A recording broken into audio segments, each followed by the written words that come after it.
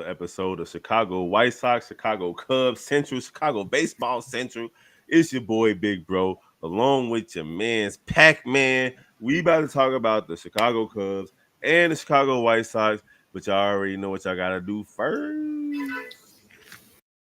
Welcome to the number one place for all Chicago baseball. Let's start the show. Pac Man, it's such a beautiful day yesterday when we Yeah, had the Cubs and the White Sox come away victoriously. Today was just not the same, my guy. it was not the same.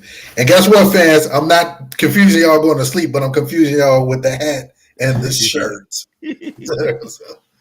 But yeah, Hey, listen, we had the White Sox. Well, we go with the Cubs first. They played first. They finished first. They lose 8-2 versus the Texas Rangers. But I ain't mad at the Cubs because they still got the series win.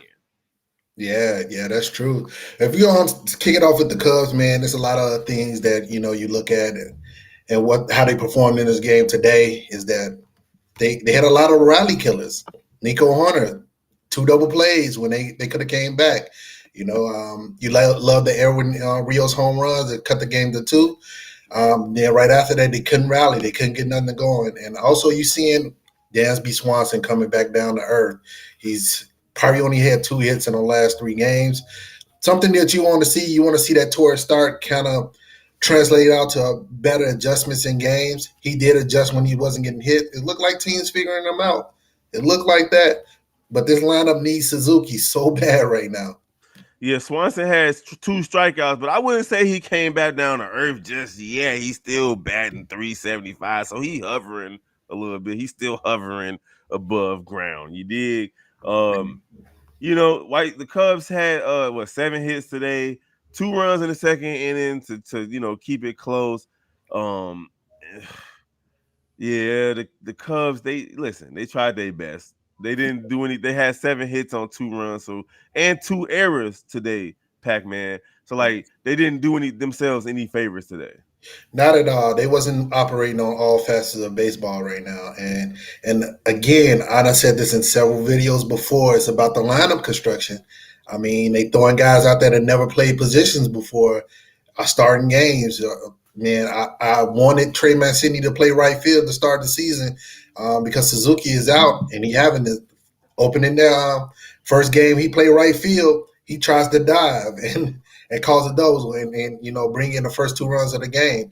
And then you're looking at Madrigal, even though he had a really great pick at third base, his throw to first, out of play, caused 2 more runs to come in, put 2 runs in scoring position. So it's like, I don't know. They need to really figure out how to adjust this lineup to put the best product on the field.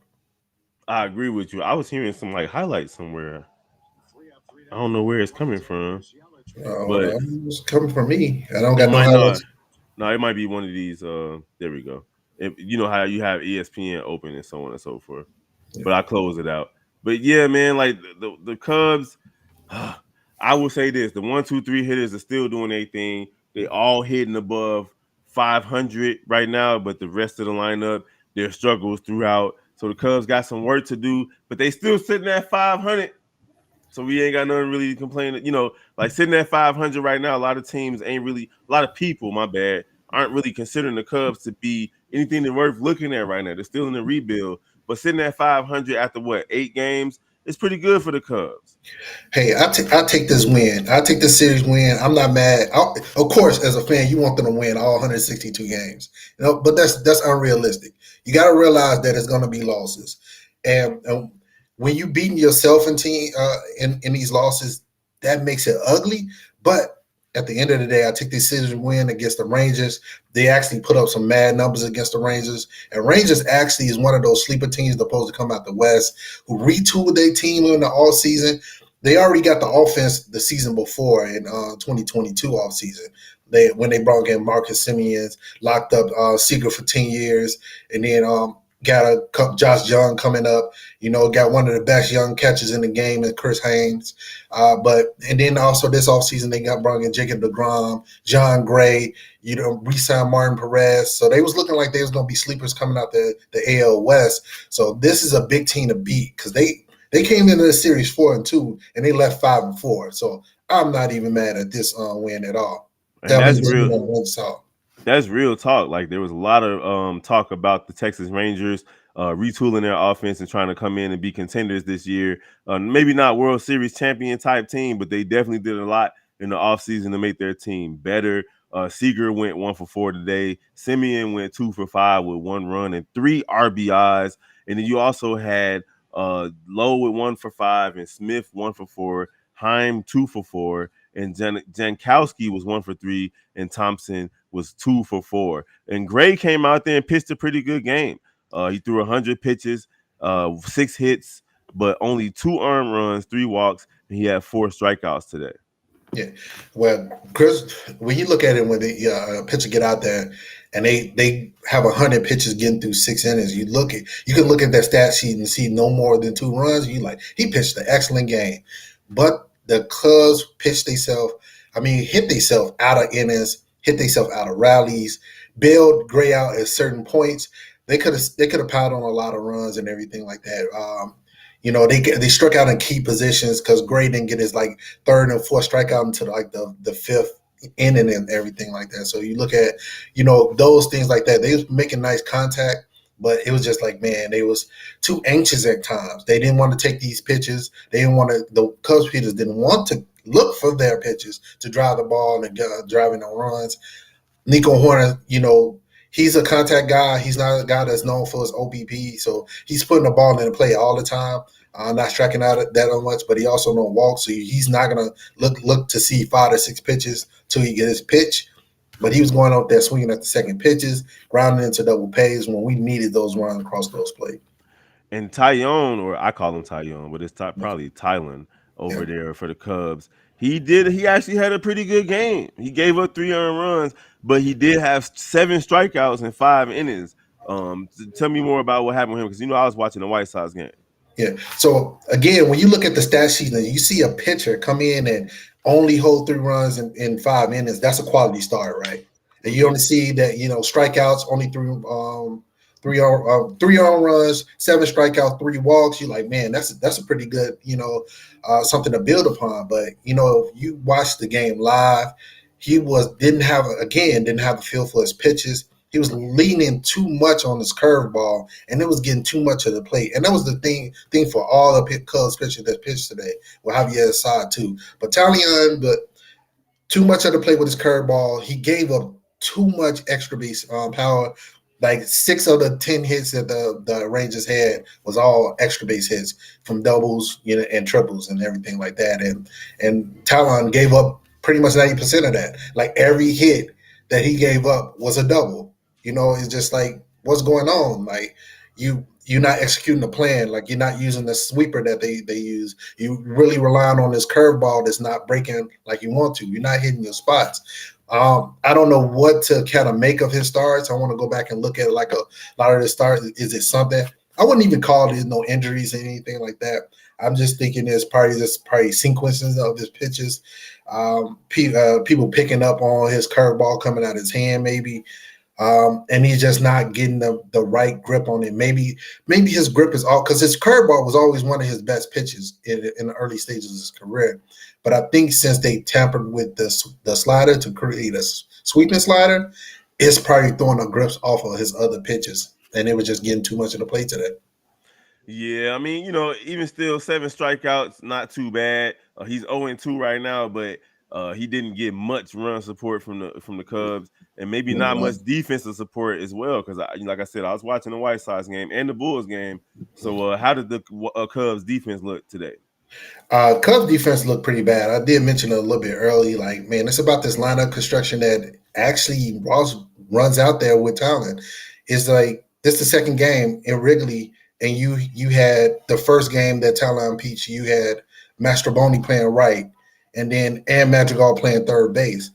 I think since Talon is your biggest signing, that you brought out in the picture. I know you love Stroman, you want him to be successful, but Tyler is the one that's on your roster. He's considered like de facto number 2, like because he's your biggest pitcher signing. You want him to be more successful to get the most out of him. You need to put your best defense on the ground for him too, because one, he's a fly ball pitcher, so you don't want to have somebody like Mancini who's not running the right routes out there. And then also you want somebody to be tall enough at third base to pick it out the air. I looked at a play in Magic. I was like 5'6", and he just effortlessly threw his glove up and just missed the play, turned into a double, And also, his arm is not that great, and also he's just learning his position. So I think, and Tucker Barnhart been his catcher since January, since he came over. They've been working together. That's going to right the ship. I don't think any changes for that right there.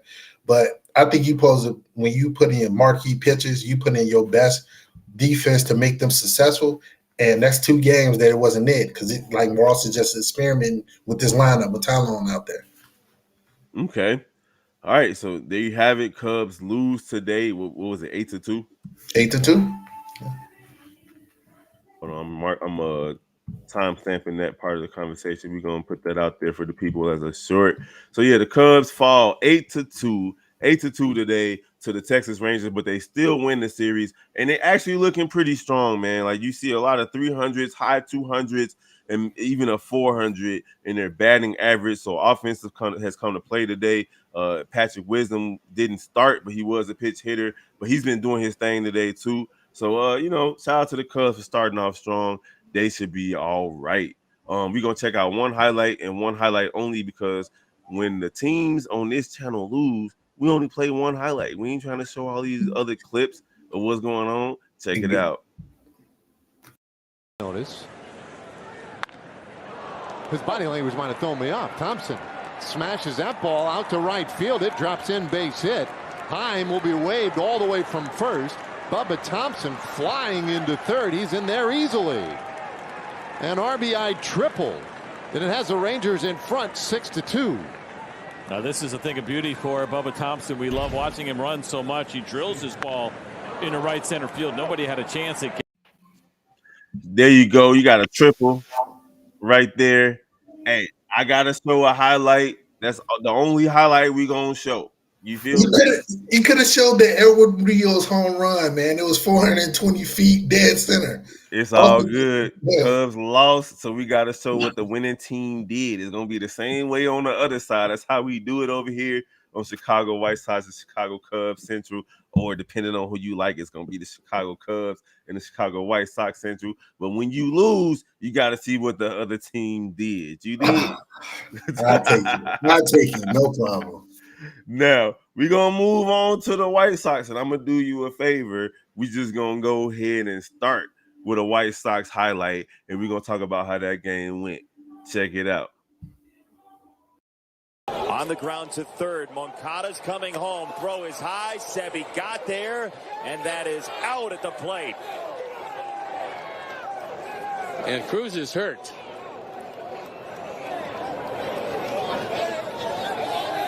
And I'm not sure what Santana was talking to Sebi about. I mean, that's a collision. Oh, here we go. Here we go. There's a fight brewing now, and everybody spills out just to the left of home plate. Sebi Zavala and Carlos Santana were talking, and now here come the bullpens from left center field.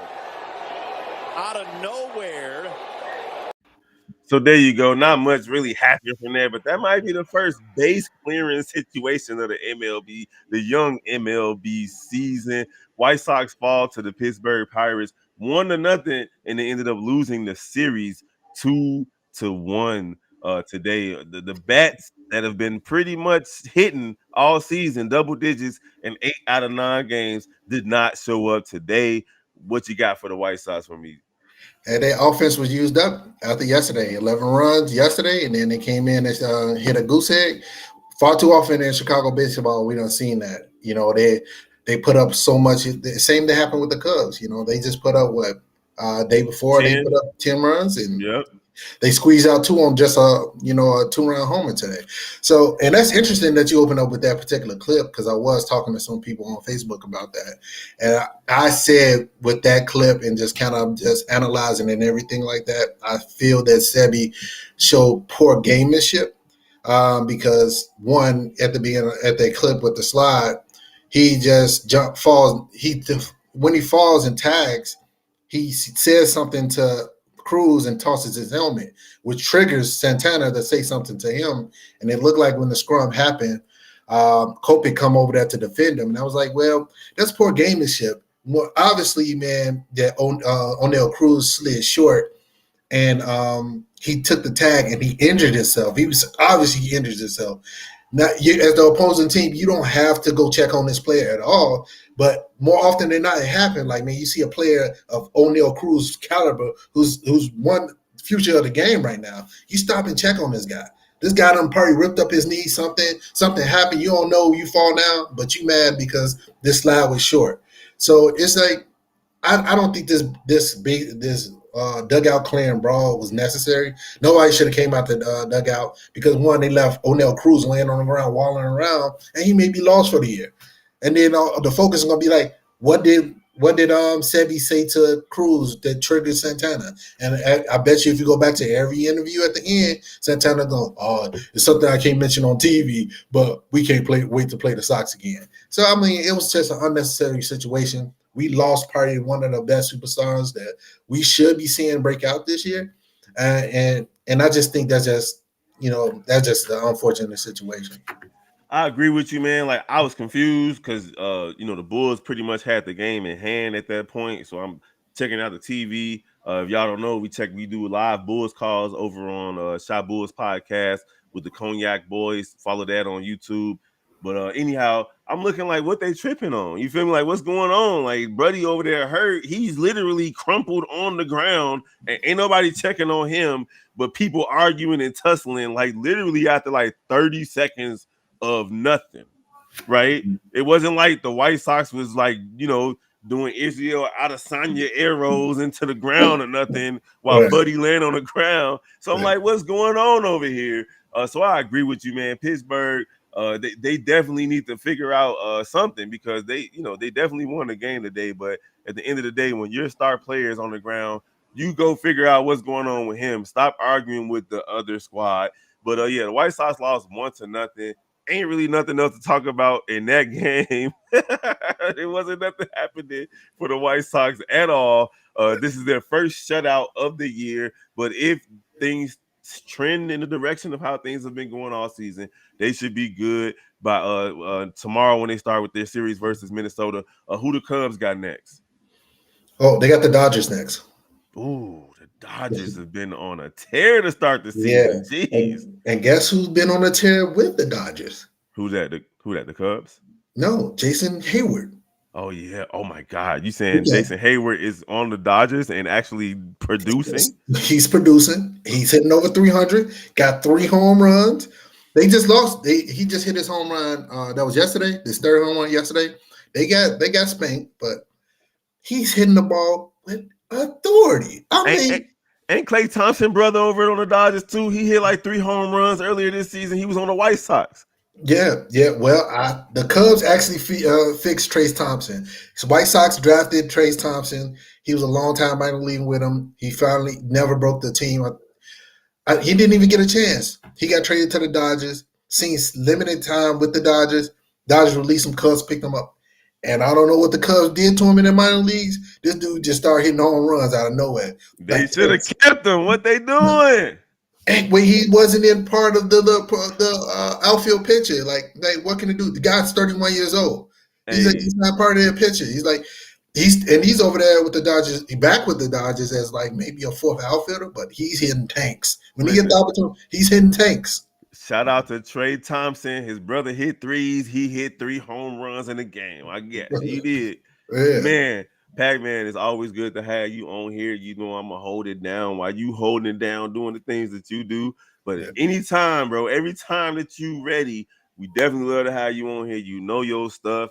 This is Chicago Cubs and Chicago White Sox Central, or if you're from the South Side, Chicago White Sox and Chicago Cubs Central. It don't matter. If you want to hit us up on Chicago Baseball Central at gmail.com. We definitely want to hear what y'all got to say about the squad. It's early in the season. I'm about to pull up this phone number. I keep forgetting to just put it on here. I'm about to put it on here right now, and then so we can have it, Pac-Man, and just put it on the screen. I keep on forgetting to do that. Hold on, real quick.